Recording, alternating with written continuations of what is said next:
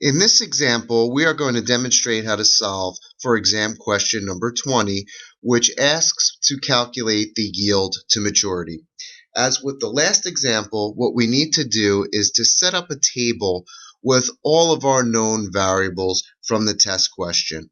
And we could see that the coupon or the bond should mature in 15 years, has a 10% coupon rate, it's callable in 2 years, it has a $1,000 par value, its coupon payments that are made once a year are simply the 10% coupon rate multiplied by the $1,000 par value.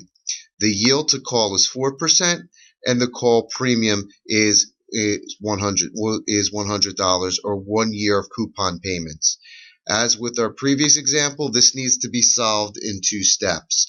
The first step is to calculate the present value of the bond to its callable date. So as with our last example, what we do is we go in and set up our function, our present value function. Our rate is going to be our yield to call, which is 4%. The number of periods is going to be 2, which is the number of years until it's callable. Our payment is going to be D7 in this example, which is our coupon payments. And our future value for this bond at its call date is going to be its par value, or $1,000 in cell D6, plus the $100 call premium, which equates to 1 year's worth of coupon payments. Once we have all our arguments entered and we hit OK, we see that this bond has a current price of $1,205.62.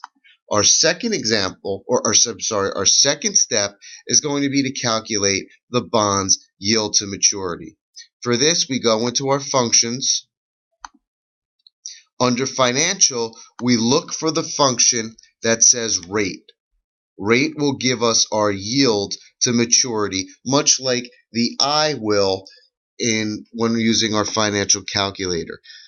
The Excel does have a function for yield to maturity, but in order to calculate yield to maturity using this function, you have to have a settlement date, meaning when the funds were received by the bond issuer, and a maturity date in terms of hard numbers that are converted to serial numbers in Excel.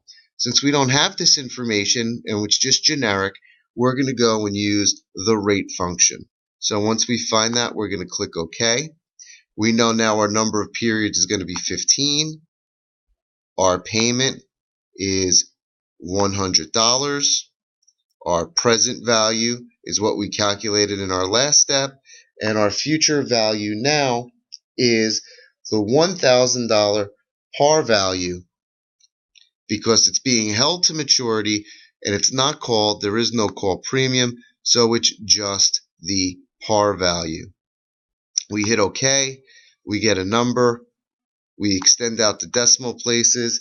It equals to 7.65%, which equates to answer number C for this specific exam question number 20.